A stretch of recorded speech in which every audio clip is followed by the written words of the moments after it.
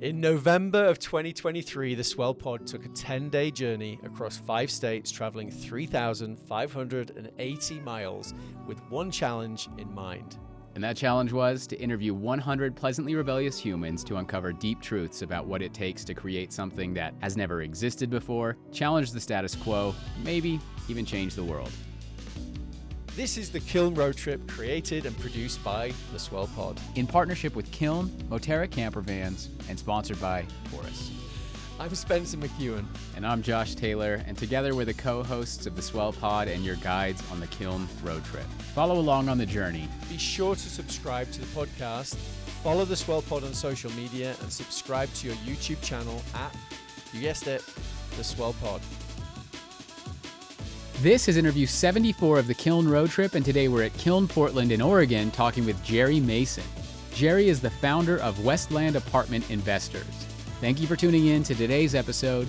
We hope you enjoy.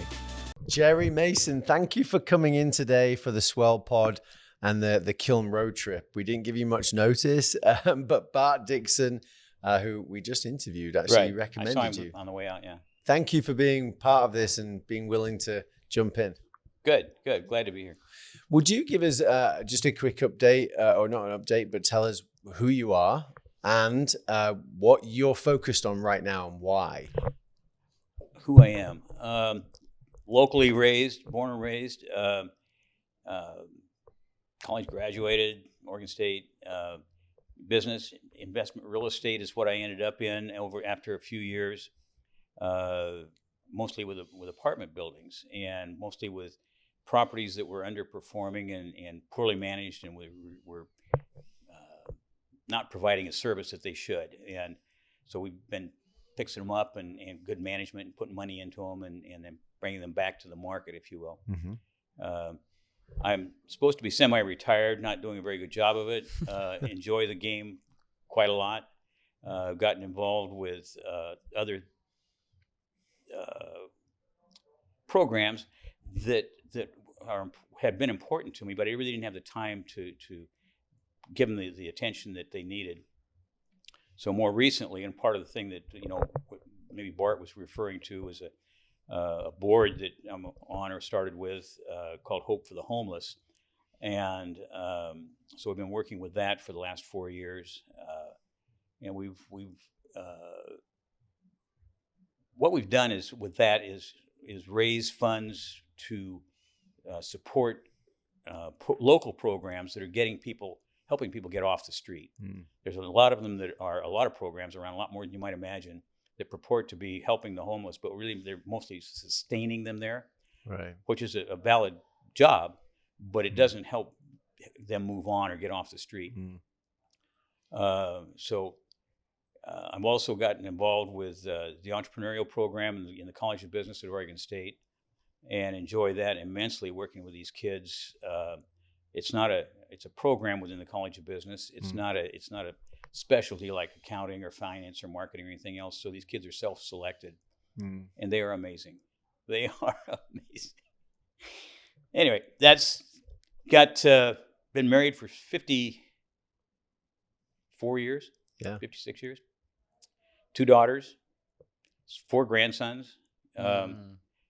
Everybody's doing good to adequate, let's say it that way. We're all works in progress. Yeah. So 2 of them are in college, and one of them, the last one, is in freshman in high school. And they are a treat. They are all different. You almost want to check their DNA. They're so different.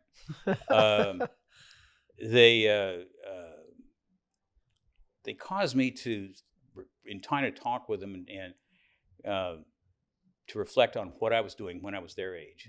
So it gives me a chance to reflect on, look back, because I'm used to looking forward most of the time.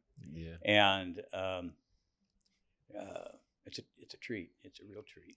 I want to ask you what you learned when you do look back. What have you learned? That I am a long ways from being a man of my own making.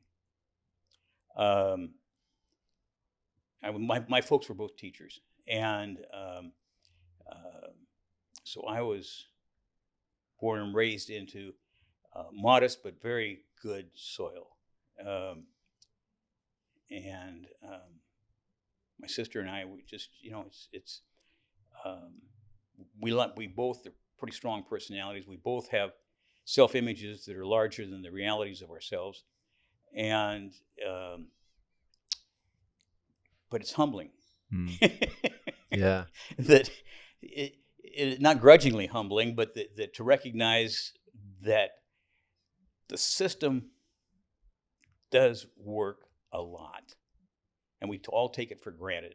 The way we were raised and where we were raised, and the family we have, and everything else.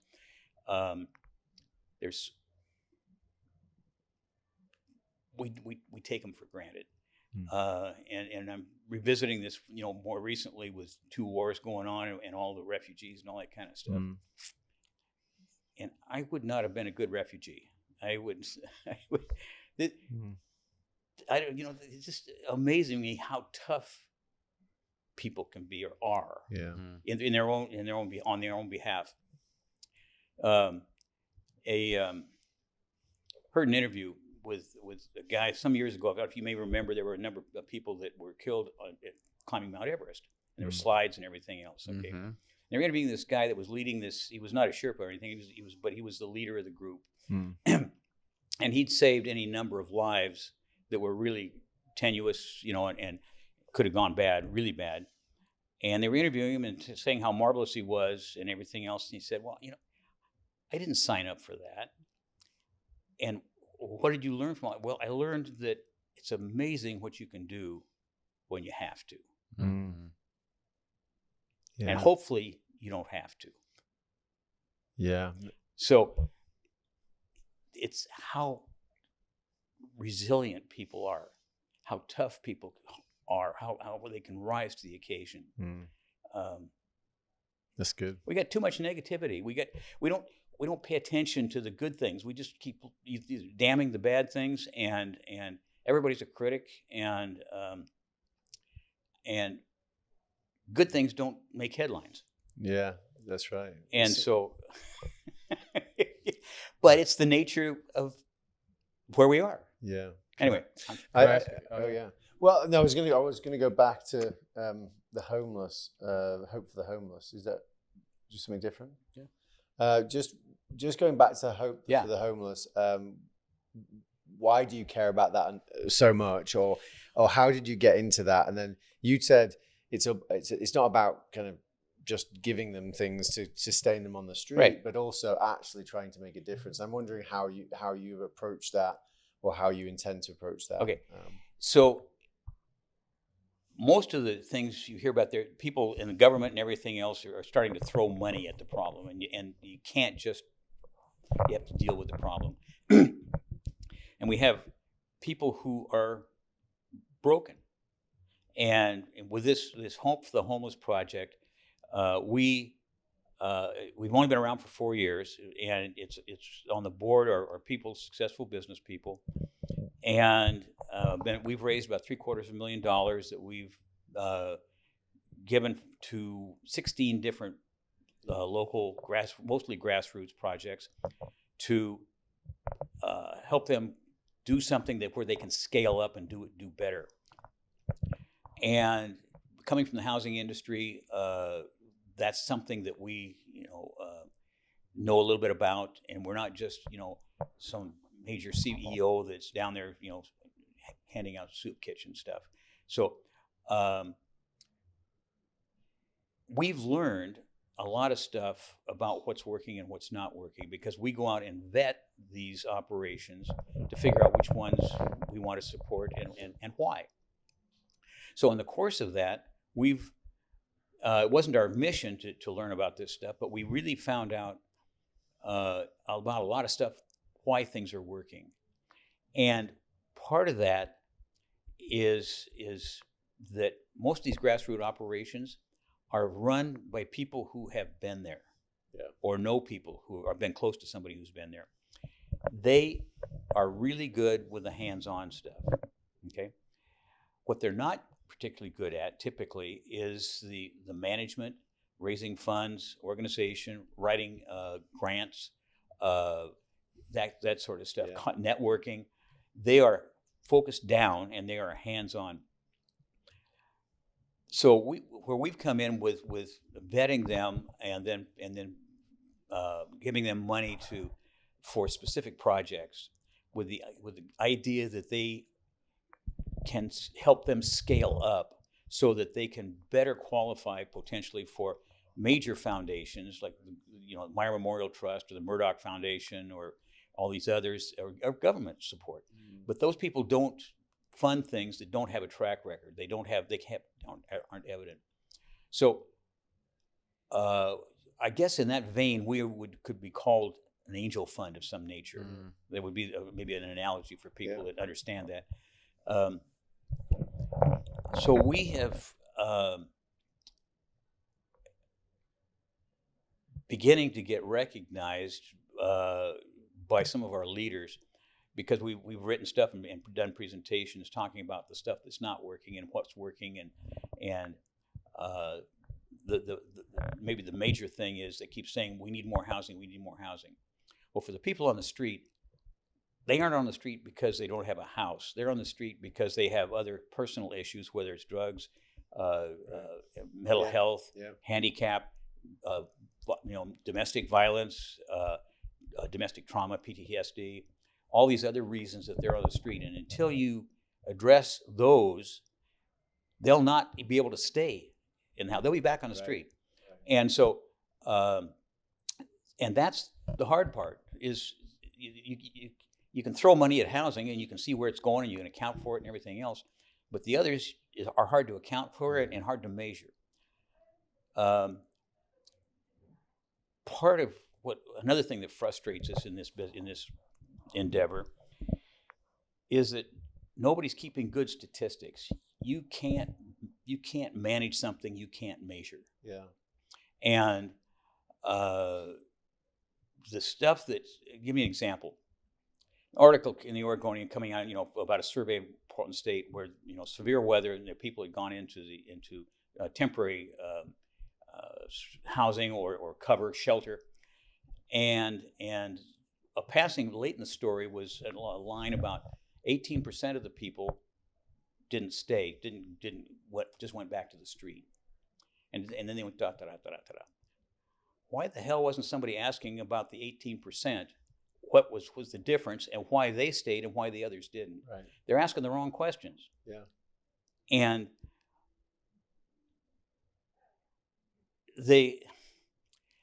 it's interesting. so 18%. What the? Yeah. And there's a reason. Yeah. There's a reason. So part of what that is, and I haven't heard anybody talking about it other than an interview. I heard a success story in Austin, Texas. And what they found out was that part of the reason people were going back to the street is because that's where their stuff was. Now, it's stuff that you and I wouldn't put up with or couldn't handle, but that's all they got. That's their stuff. That's their security. And somebody's going to take it if they don't get back to it right now.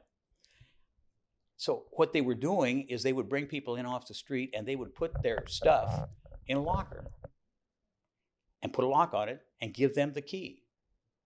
Right. I mean, how more fundamental can you get? So I'm a sales guy, right? I'm a business guy. You have to ask your customer what the hell they need, what their priorities are in order to know how to fill them. Yeah. And they're not doing that. You've highlighted a fundamental problem. So you got, and I'm not trying to, everybody's well-intended. Don't get me wrong. Yeah. But it's what we need is here, and it'll be the same as we need the industry. This trauma, this crisis needs a champion. Now, in some places they call it a czar, but that one doesn't play well in Portland. Okay, so we'll call it a champion. And a champion is somebody who has the bully pulpit, has sharp elbows, has the ability to make things happen, push buttons, hold people to account, but that takes political capital. We've got a perfect opportunity with somebody coming up. Earl Blumenauer said he's going to retire, come back to Portland. he could be a champion. Yeah, that's good.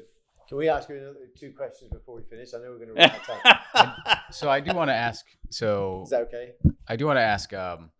You mentioned resiliency just a moment ago. Resiliency. Yes. I apologize. So you mentioned resiliency earlier ago, and our podcast is a lot about pleasantly rebellious people. And about what? Pleasantly rebellious people. Okay. Yeah, and I believe resiliency is an attribute of someone who might be pleasantly rebellious. Yeah, absolutely. Well, in order for rebellion to be effective, they have to have resiliency. Yes. Yes. Okay. Absolutely. Yeah. And this opportunity pulled you out of retirement, right? And right. I'm very interested in why this is so important to you. In your words, okay. why has this been something that pulled you out of retirement? Help me understand that. Well, this is my city. Yeah. And it's embarrassing to drive around and see all that stuff. And when you see all the homeless, you go through I self-analysis, okay, which is always dangerous, is you see it and you're disgusted, mad, and then you are confused, trying to figure out why, and then you get discouraged because you don't know what to do or where to go. And so you go through these things, and then you just keep driving and look away. And it's part of the reason we've been able to raise some pretty serious funds.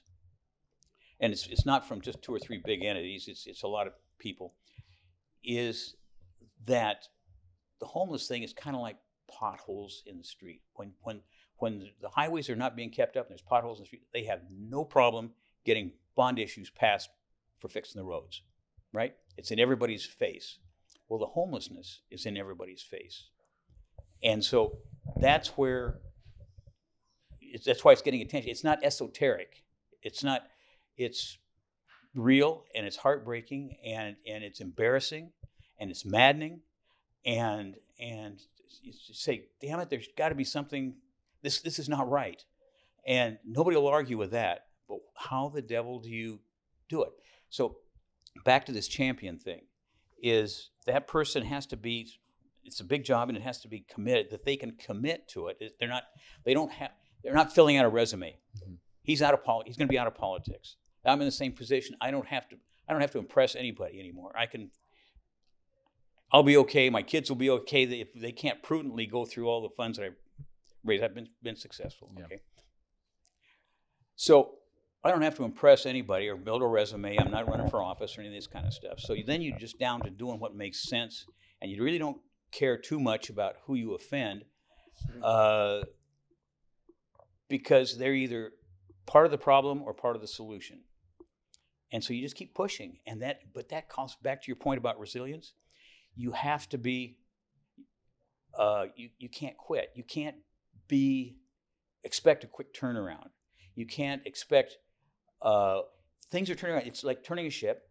The ship is turning. Portland it's turning. It's coming back, but you're turning a ship, and it's not highly visible to those who aren't paying attention. Mm-hmm. And most of us are not paying close attention because we've got our own lives, we've got our own it's not good guys or bad guys, it's just our focus is elsewhere. Yeah. Can I ask you another question? Sure. So are you familiar with Kiln?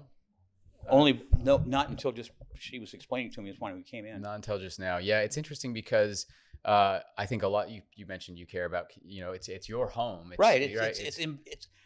It's like, soup on my tie. Come on. Yeah, for sure. Okay. And Kiln, from what we've seen, we're from Provo, Utah. We live in Provo, Utah, and our podcast is traveling all around the Western United States right now. We came to Portland. We got here late last night, got here today. We interviewed 12, 13, 14 different people who live in Portland, who work out of this kiln or work in this community, and it's been incredible to see. And I'm wondering, when you see a place like this, a co-working space where a lot of people are coming together to build the community, build new things, new innovations, new creations in the community, I'm wondering what thoughts might you have about a place like this, this kiln, if you wouldn't mind. Well, I certainly applaud it. I've certainly been tangentially involved through the entrepreneurial program at Oregon State and working with the kids that are there and programs that have come out of it. There is an energy and a non-agenda openness that is generated with organizations like this, because everybody here, I'm not taking an assumption, but everybody here is not doing the same thing. Right. And so they have similar skills that, but they're being focused or exercised in different ways. And so to sit and just shoot the breeze or over a drink or two or 10,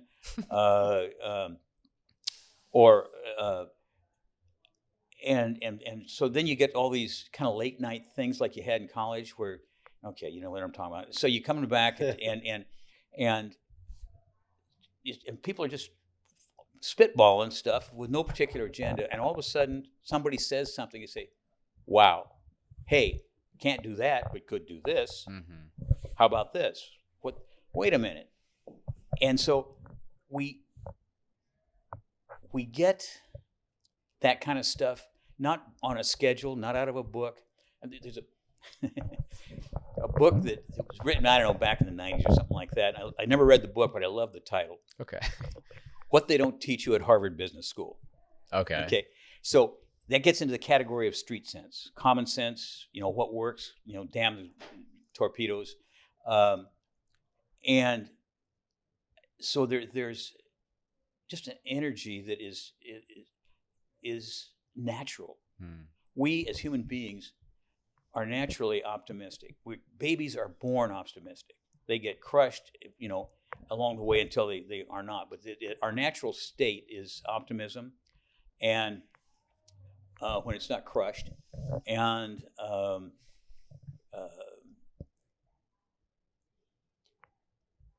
there's another line that Goethe, who was a German philosopher, okay, one of his lines was, out of adversity comes genius. Yeah. Okay. It isn't when you've got adversity that all of a sudden people get smarter. It's because when you have adversity, people are open to change. Mm-hmm. They adjust. And that's the genius. Yes. And when you're in a situation where you've got a group such as Kiln, these are people who don't have all the answers yet. They aren't usually self-satisfied. Their horizon is out a ways and a little vague, and so they are still asking themselves questions. They aren't fat and happy. Let's say it that way, because when you get fat and happy, and it's a human condition we're all subject to, you quit thinking about ways to change. Yeah, you don't want, okay, I've got mine, what I need, the rest of you guys can go to hell. No more change. I want this change to stop. Well, that isn't the nature of things. These are people who are embracing. Yeah, so they are, but they're in a circumstance where they're asking questions of themselves and getting feedback from other people. You can spend the mind can be a terrible thing because you spend too much time talking to yourself. Hell, I can convince myself of damn near anything. Yeah. And so if you aren't open and it isn't like you say, okay, I need outside stimulus. You don't typically go out that way. It happens because you put yourself in that space where a lot of it goes on. Yes. And that's what Kiln is. Yes. Before we get into the rest of the episode, we want to thank the partners and sponsors who made the Kiln Road Trip possible. The Kiln Road Trip is brought to you by Kiln. Kiln is a boutique co-working and flex office community with 13 locations in 6 states across the West, dedicated to providing innovative workspaces that empower your team to thrive. Whether you're a solo visionary or an enterprise-level team of up to 100, Kiln transcends being merely a place to work. It's a hub for learning and connecting with like-minded professionals that will make you and your team love where you work. And if you haven't stepped foot inside a kiln yet, you really need to. On this road trip, we visited every single location, and trust us when we say once you see these beautifully designed spaces, meet the talented team, and connect with fellow members, you won't want to work anywhere else. Locations include Utah, Colorado, Idaho, Oregon, California, and Arizona. And they're growing too, with multiple locations set to open in 2024. Yeah, so be sure to check out the Kiln locations nearest you by booking a tour at kiln.com and answer SWELL in the question, how did you hear about us? Once you complete the tour, you'll be entered into a competition where you could win a 1-year membership, their club membership at Kiln. Yep, you heard that. That's kiln.com, book a tour, and be sure to mention SWELL in the question, how did you hear about us? The Kiln Road Trip is also brought to you by Moterra Camper Vans, a luxury camper van rental company for iconic road trips. Their top-of-the-line vans are available at 7 locations located near America's best outdoor adventure destinations. They have consistently earned the highest customer ratings in the industry, making Moterra camper vans your gateway to adventure without sacrificing on comfort or service. That's true, and initially we wanted to take this journey in a 1960s VW bus, but thankfully we found Moterra instead. With 3 van options, we took the Pop Top Classic, which sleeps 4 and is best for those who want to maximize floor space and storage. This was critical for us because it needed to sleep the entire crew, we needed space to edit, and we were traveling with large amounts of equipment, luggage, and other goodies that we picked up along the way. And this van took us through all 3,580 miles of the trip. Super comfortable and sweet to drive. And actually, Moterra offers fully planned itineraries if you'd rather leave the planning to someone else. Visit gomoterra.com/swell. That's gomoterra.com/swell. This episode is also brought to you by Taurus. Taurus is leading the charge in home energy storage. Taurus makes it easy to achieve energy independence and a greener tomorrow. The Taurus station provides everything you need to generate clean power, efficiently store electricity, and easily manage your energy use. And installing a Taurus station offers plenty of benefits, including save money on your electricity bill, Also, ensure energy security with backup power during outages. reduce carbon emissions with renewables, You can also automate EV charging and HVAC systems with 100% renewables. and enjoy unrivaled system monitoring and support. If you like the sound of those benefits, get a quote to build your Taurus station in less than 30 seconds. Super easy at taurus.co. That's TORUS.co. Now, let's get back to the episode. Can I ask you one more question? Sure. And then I think we'll wrap up. Yeah. Our podcast, again, as I mentioned, is all about pleasantly rebellious people, and a lot of what they do is create something that has never existed before. Right. In your experience, from your point of view, what does it take to create something that has never existed before? Naivety.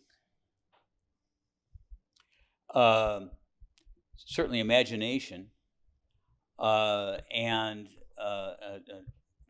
hopefully enough energy and resources to get to the reward. Flexibility. But I think naivety is a because your parents will say, well, be careful, don't do that. You don't. Some of your friends or so say, well, why are you putting yourself out like this? Just finished reading Elon Musk's book. I just finished that. Yeah. Okay. Man whose hair is on fire, and he, part of what his motivation is he is always afraid. He is afraid that things not going to happen, or somebody's going to pull the rug out from under him. He's just on fire. He pushes like mad. He's a miserable SOB to work with, but it's his passion and his and he's a field general. He's not sitting back in headquarters. So he's out there with the troops, and where he's putting the engineers in with the architects, and so they have this back and forth thing. It's like this push and pull that they need. It's like in my business, if you got your marketing over here and you got your accounting over there, and they're always at war, and they need to be together. They need to hold each other accountable, but they need to at least understand and appreciate and have some respect for each other. So what the other brings. So, but what do you call it? You're saying naivety, weren't you? Yeah, naivety. So naivety is that you don't fully understand the negative implications, right? And so people, I'm you walk into the fog and it's I'm You don't need if you knew what you were getting into. Is that what it is? Okay, you might not do it. When I started, so I started out of college. I started selling homes in a subdivision for a built developer, and then within about 3.5 years, I decided that this was not where I wanted to be. So I started taking classes about investment real estate. And another guy that I was working with and I started a company called Apartment Data Center. And we thought, well, in 2.5 years, we'll be on our way and everything else. Well, 5.5 years later, we're finally, starting to make some money. And if I had known then what I knew 7 years out, I'm not sure I would have done it. Yeah. Now, I remember very strongly going through that gut-wrenching decision about making this transition. And when I finally came down to the end of it, it was gut-wrenching, was what's the worst thing that could happen? Yeah. Didn't mean I liked it, but if I could define what's the worst thing that could happen, now, could I suffer that? Could I survive that? Yeah, I just go back to here. I do this. I could go back to selling houses and in subdivisions and everything. I'll get a job pretty easy. And once I figured that out, that I could suffer what I've perceived to be the worst thing that could happen, bang, I was all in. Yeah. Now, that wasn't the worst thing that could happen. You know what's the worst thing that could happen was? That you are almost there. You're almost there. You're almost there. You're almost there. And it keeps you coming back because you're damn near almost there until it bleeds you to death. It breaks your spirit and it breaks your and that's the worst thing that can happen. That's going in the book. It breaks your spirit, and that's the treasure that you can't afford to spend. Thanks for tuning in to today's episode of the Kiln Road Trip. Be sure to follow along on the rest of the journey, and you can do that in 2 ways. 1, subscribe to the podcast, whether you're listening on Apple, Spotify, or maybe even watching on YouTube, and follow along on all of our social media platforms, whether you're on LinkedIn, Instagram, Facebook, Twitter, or TikTok, @the Swell Pod. Thanks again, and we'll see you in the next episode.